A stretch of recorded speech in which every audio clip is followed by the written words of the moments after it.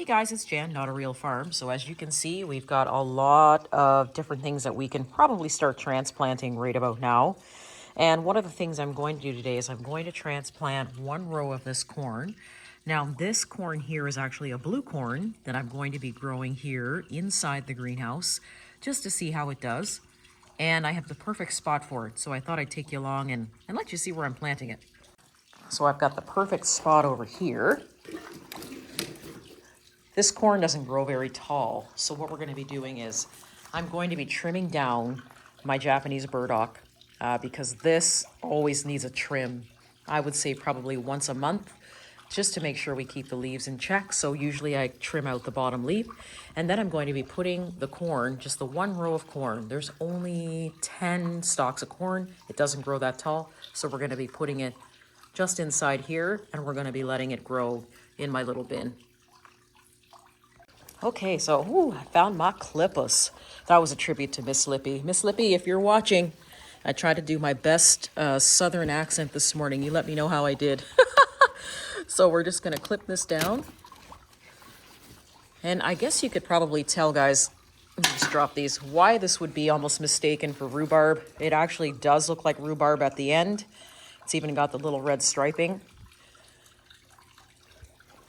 Get rid of that leaf, and we're actually going to trim out these because if you see in here, this is a flower stalk coming up, and so this is now going to start getting really big and kind of taking over this space. And in a month, these leaves will be grown back again, so I'll have to give it another trim. So we're just going to take this out. All right, this dirt is actually really nice and crumbly, so we're going to be planting them in here. And then what's going to happen is I'll probably give them a little bit of corn starter just to give them a little bit of feed, just to give them a good start. Okay, so this is a blue Montana corn, so I'm just going to put my stake there, and then we're going to take this. This is how I start my corn every year. They turn out pretty good. We just put them on in here. And like I said, I didn't plant very many because this is experimental for me. Every year I like to try some sort of new corn. I do plant them pretty close though. So we're going to put the next one here and bury them in. And we're going to keep going like that until we take out all 10 of these. I've had fair success growing the corn in a greenhouse. It likes it. It does get wind pollinated because the fans turn on and blows around the pollen. So there's been a fair good amount of success with us planting in a greenhouse. If you haven't given it a try, give it a try. It's actually pretty cool. And the corn kind of gets spoiled because it's protected from the weather and the bugs mostly. So here you can tell that this is the perfect height if you're going to be starting corn in a tray. You don't want to leave it any longer because as you can see the roots here, the roots start getting root bound. So you want to take it out when it gets probably about this tall and get it planted inside your planter.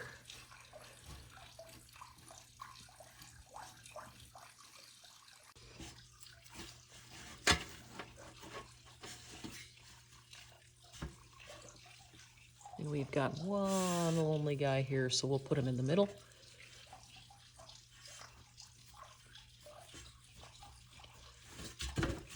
Oh, actually, no, I have an extra one. Good, perfect. Right here. Okay, so now what we're going to do is we are going to give this a little bit of corn starter, and we're going to water them. So if anybody's wondering what corn starter I do use Growers Eagle corn starter. So as you can see, it's got 2500, and you can also use it for melons and squash too. So we put a little bit of this in the water, give the corn a little shot of this, and they're good to go. Okay, let's give these guys a shot of water. And then what I'll do is we let them grow out, and then I let them dry down on the stalk, and then we save the seed, and then we plant more next year. That's it. There's my corn. 10 stalks, Experimental. Let's see how it goes. So this morning, the apple trees are doing amazing. You can see now they've really leafed out. I'm actually gonna have to take this guy out and plant him this year, probably this one too. Our different varieties of garlic have come up. So this one is our garlic from Chile. This one here is called a Kabar garlic, so it grows a little slower, but really nice. Killarney garlic is up. We have our French red garlic that has come up, our Great Northern, mother of pearl. Brown rice has actually come up very nicely. So this is gonna be a hull-less brown rice. So it'll be an experiment. We're gonna plant it outside and see what kind of rice, see what it does. It might give me rice, it might not. It depends on the weather this year, that's for sure. Our Cedar Creek garlic and everything has come up. So all of the garlics and the rice have come up successfully. And I also threw some garlic in here as well. So you can see here, this amongst some of the weeds. So these are gonna be the little weeds. This is my Mateki garlic. So this is going to be a very hot garlic, but it's also very reliable. Once we get rid of the weeds, it'll have a little bit more time, a little bit more room to grow. But other than that, it's growing great. I see here I've got some weeding, major weeding to do. See guys, when you have a greenhouse, the weeding never actually stops. You can have the best soil in the world and you're still going to have weeds that come up even inside an enclosed area, sometimes even worse. So this one here is a Yugoslavian garlic that I have growing. So it's popped through. And then over here we have a Korean purple garlic. So we have a lot of varieties of garlic this year that we're going to be adding to the store. What we're going to be doing is we're going to be putting the seed part of it in the store so that you're able to start your own healthy garlic for yourself. Starting garlic from seed actually allows you to grow the garlic without any diseases, and it's actually a better way to start garlic rather than starting it from bulbs. And then you'll be able to continuously harvest your own garlic without having to buy it every year. So this is the reason why we decided that we're going to put the seeds on the store. Our friends are already out hunting for bugs. This has got its own ecosystem in here, guys.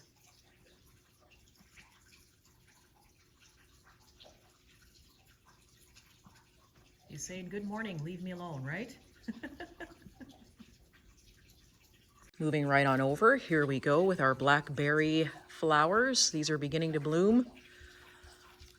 And we've got blooms all the way up, guys. This is awesome. This one actually is starting to open way up here. So, or April the 23rd, we're probably gonna have blackberries, I'm gonna say by June of this year. Awesome. And of course, next to that, in the same bin, we have our roses. Roses grow with anything, pretty much. They are finicky with certain plants, but for the most part, I find that roses are really not that fussy. So we've got a ton of blooms that are happening on this rose. And here is the horseradish. Now you can see what I mean by the horseradish flower. It's actually more pronounced now. It almost looks like broccoli, doesn't it? And this one also has one as well. And so far, that's all I see. Now, what I'm waiting for is, because we had cabbage moths in here, is to see if there's gonna be an outbreak on this horseradish plant. My concern here is with this, you see how the leaves are curling? Sometimes what happens is when you have cabbage moths, what they'll do is they will roll their eggs in the leaves, or they'll lay them on the back of the leaf. So that's kind of where you want to hunt. But when you see really weird signs like leaves stuck together, chances are we probably should investigate that and see if there's anything going on in the leaves. Because it can definitely become problematic. Because you can just, one day you can leave this and you won't have anything happening to it, and then all of a sudden you have an outbreak of these green worms, and it's not fun to kind of stay there and pick them off every day. And we have more flowers growing in here. So this is definitely going to be picked this fall. We do have the ordering form actually up on our website on Etsy. So people have already begun placing pre-orders for this because this stuff actually sells out fast. Once I start digging it up, I just basically cut them, put them in the mail, and they're gone. So if you are interested in growing the horseradish, just let us know. Send us a message on Etsy, or you can pre-place your order on Etsy. Actually, right now. Something interesting is licorice. So I have wild licorice growing, and it's decided that it wants to grow in this spot for whatever reason every year, so I've left it. Last year, you can see when it was finally done giving me seeds, I trimmed it, and it's decided to come back. Now, I've hit this now. It smells like black licorice in here. So I'm going to be collecting the seeds again off of this, and we will be putting those up in the store as well. But once you hit this, it smells like black licorice, and it's actually fairly powerful. So a lot of the times what you can do is you can take this and you can dry down the leaves for tea, and you can also create another garden or use the seeds to eat. So we've been saving these seeds, and we'll be putting them up in the store this year once I collect these ones. But beautiful smelling, very pleasant plant to have in the greenhouse.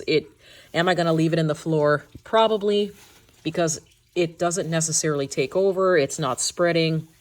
It's the same size. You live and you learn. If it spreads, we'll get rid of it or chop it down or whatever. But for right now, I'm just going to enjoy it outside the bin. Of course, here is my red walking onions. So you can see now that they've gotten so tall that they've started to bend over. And what will happen with these, as long as we don't pick the ones that bend over, is they will produce top sets, and then they'll give us seed. And we're going to be collecting that and putting the red walking onion seed on the store as well, but leaving some of the bulbs to plant in another garden so we have a continuous supply of onions. So they've actually gotten fairly big.